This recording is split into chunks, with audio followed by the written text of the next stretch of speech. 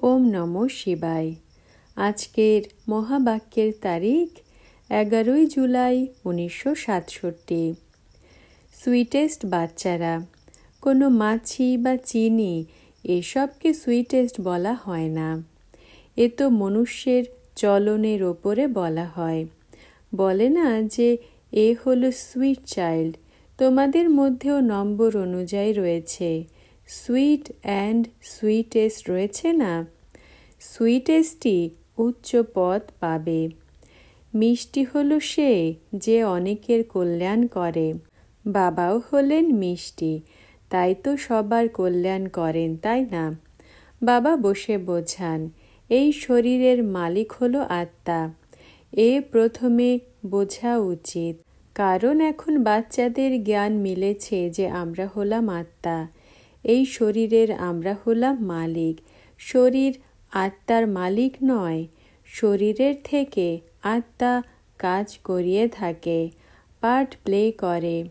এমন খেয়াল আর কারোই আসে না, কারণ তারা হলো দেহ অভিমানী। এখানে তো এই খেয়ালই মনে বসানো হয় যে আমি হলাম আত্মা, এটা আমার শরীর। আমি পরমপিতা পরমাত্মার সন্তান। এই স্মরণ বারবার ভুলে যায়। এ প্রথমে পুরো স্মরণ করা উচিত। যাত্রায় যখন যায় তখন বলে যে চলতেই থাকো। তোমাদেরও স্মরণের যাত্রাতে চলতেই থাকতে হবে, মানে স্মরণ করতে হবে। স্মরণ না করলে তো তার মানে যাত্রাতেই নেই। দেহ অভিমান এসে যায়। দেহ অভিমানের দ্বারা কিছু না কিছু বিকর্ম হয়ে যায়।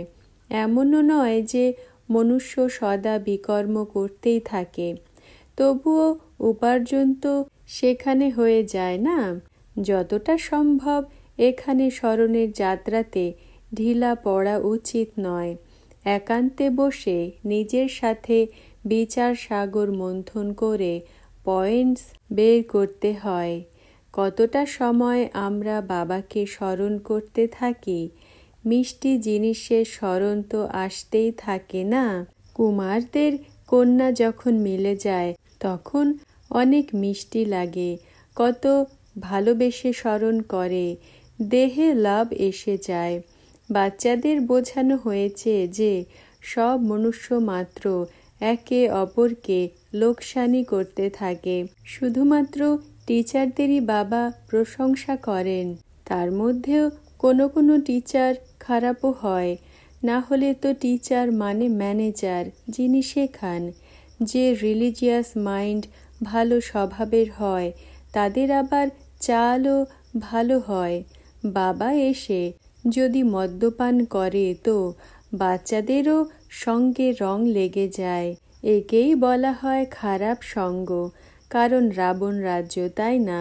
রাম রাজ্য ছিল অবশ্যই, কিন্তু তা কেমন ছিল তা মিষ্টি বাচ্চারা তোমরাই জানো।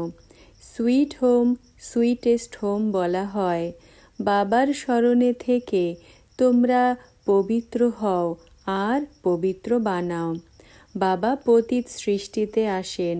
সৃষ্টিতে মনুষ্যই থাকে। জোর করে কোনো সৃষ্টি থোড়াই বলবেন। সৃষ্টিতে মনুষ্য, জন্তু, জানোয়ার, ঘোড়া, গাড়ি আদি সব কিছু হয়। মনুষ্যের জন্য তো সব কিছু চাই না। এই সৃষ্টির চক্র ঘুরতেই থাকে। বাচ্চাদের আদি থেকে নিয়ে অন্ত পর্যন্ত সমস্ত স্মরণে রাখতে হয়। মানুষের তো অনেক প্রকারের চিত্র স্মরণে আসে, মেলা আদি স্মরণে আসে। সে সব হলো সীমিত জগতের, তোমাদের হলো অসীম জগতের স্মরণ। অসীম জগতের খুশি, অসীমের ধ্যান। অসীম জগতের বাবা, তাই না? সীমিত জগতের বাবার থেকে সীমিত জগতেরই প্রাপ্ত হয়। অসীমের বাবার থেকে অসীম জগতের সুখ প্রাপ্ত হয়। সুখ হয় ধন দ্বারা। ধন তো সেখানে অপার হয়। সেখানে সব কিছু হলো শতপ্রধান। তোমাদের বুদ্ধিতে রয়েছে যে আমরা শতপ্রধান ছিলাম, আবার হতে হবে। এও তোমরা এখনই জানো। মনুষ্য তো ঘোর অন্ধকারে রয়েছে। তোমাদের মধ্যেও নম্বর অনুযায়ী রয়েছে। সুইট অ্যান্ড সুইটেস্ট রয়েছে না? সুইটেস্টই উচ্চ পদ পাবে। সুইটেস্ট হলো তারা যারা অনেকের কল্যাণ করবে। বাবাও হলেন সুইটেস্ট, তাই তো সবার কল্যাণ করেন না। কোনো মাছি আর চিনি এসবকে মিষ্টি বলা হয় না। এ তো মনুষ্যের চাল চলনের ওপরে বলা হয়। বলে না যে এ সুইট চাইল্ড। সত্যযুগে কোনোই এমন স্বভাবের কথা হয় না।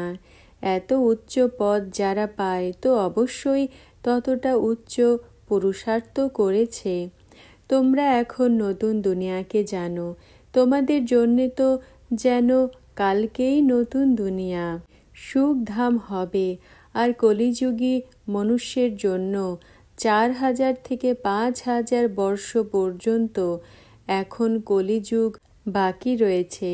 তাদের জানাই নেই যে শান্তি কখন ছিল। বলে যে বিশ্বে শান্তি হোক। তোমরা বাচ্চারা জানো যে বিশ্বে শান্তি ছিল, যা এখন আবার তোমরা স্থাপনা করছো। এখন এই সব কথা সবাইকে কি করে বোঝাবে? তারা বলে না যে সেমিনার করো। এমনই পয়েন্টস বের করা উচিত যা মানুষ অনেক চায়। বিশ্বে শান্তির জন্য স্লোগান দিতে থাকে, কারণ অনেক অশান্তি রয়েছে। এই লক্ষ্মী নারায়ণের চিত্র সবাইকে দিতে হবে। এদের যখন রাজ্য ছিল তখন বিশ্বের শান্তি ছিল। তাকেই স্বশাসন ডেটি ওয়ার্ল্ড বলা হয়। সেখানে বিশ্বে 5000 বর্ষ পূর্বে শান্তি ছিল। এইসব কথা আর কারোই জানা নেই। এ হলোই মুখ্য কথা। সব আত্মারা মিলে বলে যে বিশ্বে শান্তি কি করে স্থাপনা হবে। সব আত্মারা আহ্বান করে, আর তোমরা বাচ্চারা এখানে পুরুষার্থ করছো। বিশ্বে শান্তি স্থাপনা করতে হবে। বলো যে ভারতে শান্তি ছিল, সত্যযুগে শান্তি ছিল, আর কলিযুগে হলো অশান্তি। কারণ অনেক রাজ্য রয়েছে, মায়ার রাজ্য। ভক্তিরও পাঠ রয়েছে। দিন প্রতিদিন বৃদ্ধি হতেই থাকে। মনুষ্য মেলাতে যায় তো মনে করে অবশ্যই কিছু পুণ্য হবে। এখন তোমরা বুঝতে পারো যে এতে কেউ পাবন হতে পারে না। পাবন হবার রাস্তা মনুষ্য তো কেউ বলতে পারে না। পতিত পাবন এক বাবাই। দুনিয়া তো হলো একই, শুধুমাত্র তাকেই নতুন আর পুরনো বলা হয়। নতুন দুনিয়াতে নতুন ভারত আর নতুন দিল্লি বলা হয়। নিশ্চয়ই নতুন দিল্লি তো নতুন ভারতেই হবে না? সেখানে তো হলো সব কিছু নতুন। এখানে মথুরা, বৃন্দাবন আদি কিছুই নতুন নয়। সেটা নতুন হয় যেখানে নতুন রাজ্য হবে। এখানে তো পুরনো দুনিয়াতে পুরনো রাজ্য রয়েছে। পুরনো আর নতুন দুনিয়া কাকে বলা হয় এটা শুধুমাত্র তোমরাই জানো। মনুষ্য তো মনে করে যে 40,000 বছর পরে নতুন দুনিয়া হবে। অজ্ঞান নিদ্রায় রয়েছে, তাই না? এখন তোমরা বাচ্চারা জানো যে ভক্তি মার্গের কত প্রস্তাব রয়েছে। তাকে বলা হয় অজ্ঞান। জ্ঞান সাগর হলেন এক বাবা। বাবা তোমাদের এমন বলবেন না যে রাম রাম বলো অথবা এমন এমন করো।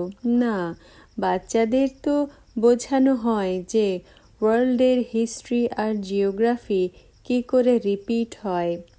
এই এডুকেশন তোমরাই পাচ্ছ। এর নামই হলো আত্মিক এডুকেশন, স্পিরিচুয়াল নলেজ। তার অর্থ কেউ জানে না। জ্ঞান সাগর তো একই বাবাকেই বলা হয়। তিনি হলেন স্পিরিচুয়াল নলেজফুল ফাদার। তোমরা আত্মাদের সাথে কথা বলেন। আত্মিক আত্মারা পড়ে। মনুষ্য তো শরীরের সাথে কথা বলে। আত্মারা পড়ে তো বাবা তো আত্মাদের সাথেই কথা বলবেন, তাই না? কিন্তু কোনো শাস্ত্রে নেই। গীতাতে কৃষ্ণের নাম দিয়ে দিয়েছে, তো মানুষ কি করে বুঝবে? তোমরা বাচ্চারা বুঝতে পারো যে আত্মিক বাবা পড়ান, এ হলো স্পিরিচুয়াল নলেজ। শাস্ত্রতে স্পিরিচুয়াল নলেজ নেই, এ তোমাদের বাবার থেকেই প্রাপ্ত হয়। আত্মিক নলেজকেই স্পিরিচুয়াল নলেজ বলা হয়। বাবার কাছে যে নলেজ রয়েছে তা কোনো মনুষ্যের কাছে নেই। বাবাই স্পিরিচুয়াল ফাদার, সুপ্রিম আত্মা। তোমরা বাচ্চারা জানো যে আত্মা হলো বিন্দু, তিনি আমাদের পড়ান, আমরা আত্মাদের বাবা পড়াচ্ছেন। তো ভোলা উচিত নয়, আমরা আত্মাদের যে নলেজ মেলে আমরা আবার অন্য আত্মাদেরও দিয়ে থাকি। এই নলেজ তখন বুদ্ধিতে থাকবে যখন নিজেকে আত্মা মনে করে বাবার স্মরণ থাকবে।